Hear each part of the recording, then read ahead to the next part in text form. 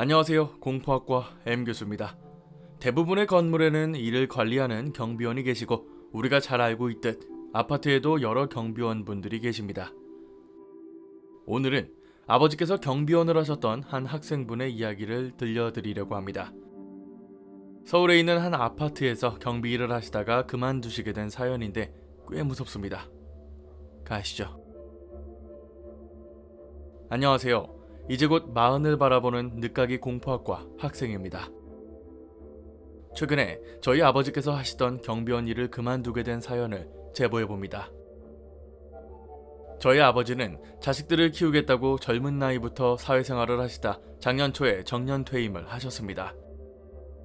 40년 가까이 오롯이 일만 하셨던 분이니 집에서 쉬려고 하니 몸이 근질근질 하셨나 봅니다. 조금이라도 좋으니 마음 편히 놀고 쉬시라고 그렇게 말씀을 드렸지만 며칠 뒤 아이들을 데리고 아버지 집에 갔더니 기어코 경비원 일을 알아보셨더군요. 경제 상황도 좋고 어머니께서도 한사코 말렸지만 결국 경비원을 하시게 되었습니다. 서울에 있는 한 오래된 아파트에서 경비 일을 하셨는데 들어보니 3교대로 근무를 하시고 일주일에 이틀을 쉬는 근무 형태였죠. 평소에도 워낙 과묵하신 분이었지만 소일거리가 생겼다고 좋아하시는 모습이 역력해 자식된 놀이로서 차마 말리지도 못하고 아버지 편을 들어드릴 수밖에 없었습니다. 그렇게 시간이 지나 두어 달 정도가 되었을 때 아닌 밤중에 어머니한테서 전화가 왔습니다. 집에 무슨 일이라도 생긴 줄 알고 살짝 놀랐는데 이야기를 들어보니 아버지께서 요새 조금 이상하다고 저한테 털어놓으시더군요. 무슨 말씀이냐고 물으니 야근을 하고 돌아오시거나 낮에 오셔서 주무시면 꼭 악몽에 시달리는 듯 아버지께서 도통 잠을 못 주무시더래요. 게다가 식은땀도 흘리시고 잠꼬대도 하시는데 고래고래 비명까지 지르신다는 겁니다. 어머니는 50년 가까이 아버지와 살면서 이런 건 처음 본다고 뭔가 이상하다고 말씀을 하셨죠. 약간의 부연을 하자면 아버지께서는 한평생 교편을 잡으셨습니다. 호랑이 선생님으로도 유명했고 워낙 과묵하신 성격에 교사의 강직함을 내세우시던 분이라 뭔가를 무서워하시는 걸 저 또한 단 한 번도 본 적이 없습니다. 그런 아버지께서 겁에 질려 밤마다 소리를 지르신다는 말이 당연히 이상하게 보일 수밖에 없었죠. 일단 저도 회사 일이 바빴던지라 겨우 주말 아침에 집을 찾았는데 야간 근무를 하시고 돌아오시는 아버지와 이야기를 할 수 있었습니다. 간단히 밥을 먹고 주무실 시간이었는데도 아버지께서는 식사도 제대로 못하셨고 몇 달 사이에 얼굴이 수척해지고 심지어 검버섯 같은 것도 많이 생기셨더군요. 원래 속에 있는 말을 잘 안 하시는 걸 알았기 때문에 답답한 마음에 아버지께 무슨 일이 있으시냐고 다짜고짜 캐물었습니다. 그리고 의외로 쉽게 그 이유를 알 수 있었죠. 아파트 경비원 분들이 원래 그렇게 일을 하는지는 모르겠으나 담당하는 아파트 동들이 있고 가끔 굵직한 일이 생기면 다 같이 모여서 일을 한답니다. 아버지는 103동, 104동, 105동을 맡고 계셨는데 단지로 들어서는 경비실에서 이 세 동을 도맡아 담당을 하셨죠. 처음 일을 시작하시고 선배분들에게 이런저런 일을 인수인계를 받았답니다. 몸은 힘들었지만 그리 어려운 일은 아니었기 때문에 나름 빠르게 적응을 하셨고요. 조금 이상했던 건 인수인계서 구석탱이에 별표가 쳐져 있는 주의사항이 있었답니다. 103동에서 아이 울음소리가 들린다고 하면 지하실 문을 두드릴 것. 무슨 나폴리탄 괴담도 아니고 정말로 저 문장이 근무일지 구석마다 적혀있더래요. 다른 동료분들에게 물어보니 아파트에 고양이가 많이 사는데 고양이들이 지하실에 많이 모여 살아서 그걸 겁주는 거라고 말했죠.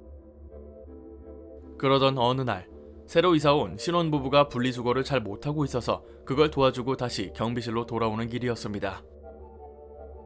103동 아파트로 엄마와 아이가 털레털레 걸어오더래요.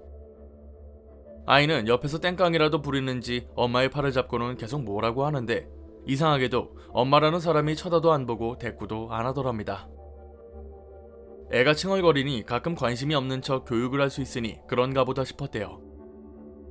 그리고 며칠 뒤 경비실 앞을 쓸고 있는데 저번에 본 그 아이가 뛰어서 아버지 앞을 지나가더랍니다. 아이의 뒤를 쳐다보니 혼자 걸어오고 있던 여자한테 붙었는데 얼굴을 보니까 저번에 그 엄마가 아니고 생판 모르는 여자더래요.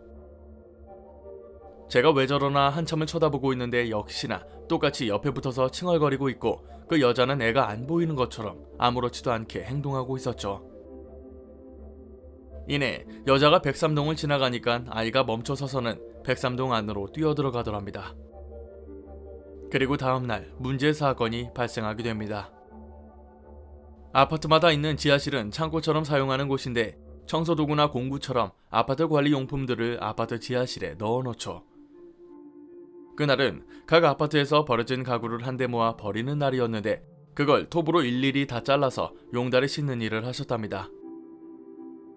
그런데 103동 지하실에서 톱을 가져와야 되는데 동료분들이 아버지한테만 다녀오라고 말하더랍니다. 뭐 그럴 수도 있을 수 있지만 애초에 톱이 많은 데다가 마치 거기 안 가려고 하는 것 같은 분위기가 너무나도 심하게 느껴지더래요. 그래서 혼자는 너무 무거우니까 같이 가자고 했는데 다들 듣는 척도 안 하고 그냥 다녀오라고 신경질까지 내더랍니다. 이게 말로만 듣던 경비원 텃세인가 싶은 생각도 들었는데 하는 수 없이 혼자 가시게 됩니다. 그리고 지하실 문을 열었더니 새까맣고 넓은 지하실에 전등 하나 덜렁 켜져 있더랍니다. 아버지도 괜히 무서우셨는지 빠르게 톱들을 챙겨서 나가려고 하는데 지하실 안쪽에서 인기척 같은 게 들렸답니다. 고양이인가 싶어서 후레쉬를 비추며 안으로 들어가셨는데 구석에 있는 관물대 옆에 웬 사람이 벽을 보고는 서 있더랍니다. 후레쉬를 비춰보니 어린아이였는데 놀라서 누구냐고 왜 여기 있는 거냐고 물었지만 아무 대답도 안 하더래요. 가까이 가서 왜 여기 있는 거냐고 다시 묻는 순간 아이가 뒤로 돌았는데 그걸 보고는 놀라서 한달음에 도망쳐 나오셨대요. 후레쉬를 정면으로 비추는데도 눈 하나 깜빡이지 않았고 결정적으로 아이의 눈동자에 흰자가 없고 죄다 새까맣더랍니다.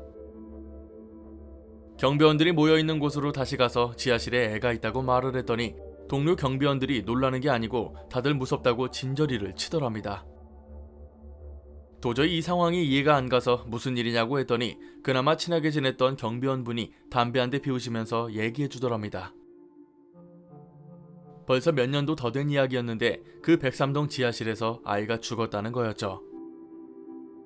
아이가 말을 안 들어서 심하게 혼낼 요량으로 부모가 아이한테 집 밖에 나가 서 있으라고 말하고 벌을 줬던 모양입니다. 근데 워낙 활동적인 아이여서 그런지 엘리베이터를 타고 아파트 지하실에 들어갔던 거였죠.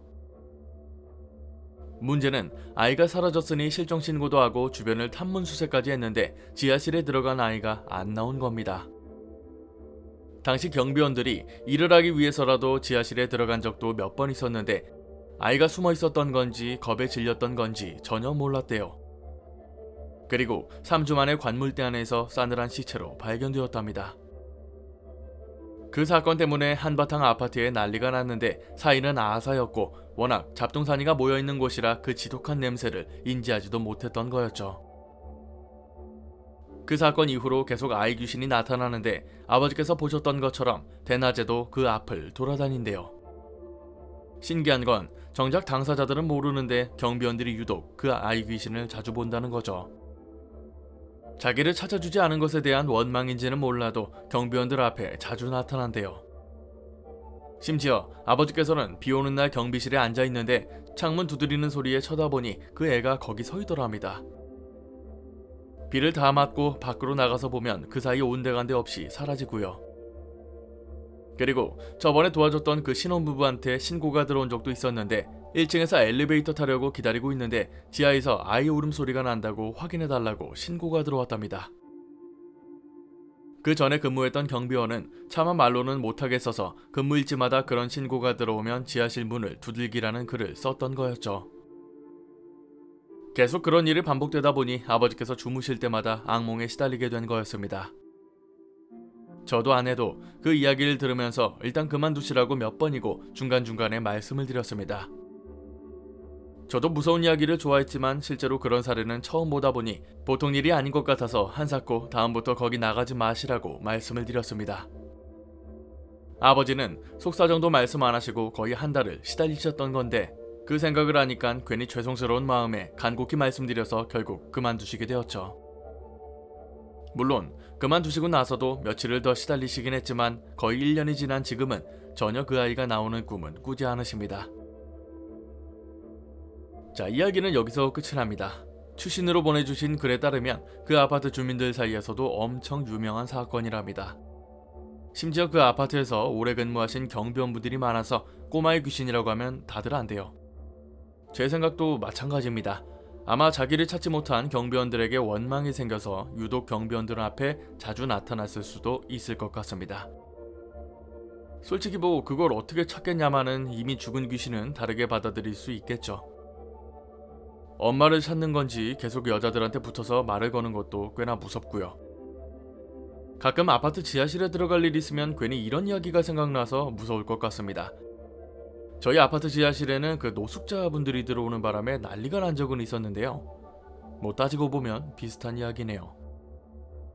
오늘 강의는 여기까지입니다. 재밌게 봐주셨다면 공포학과에 입학 부탁드립니다.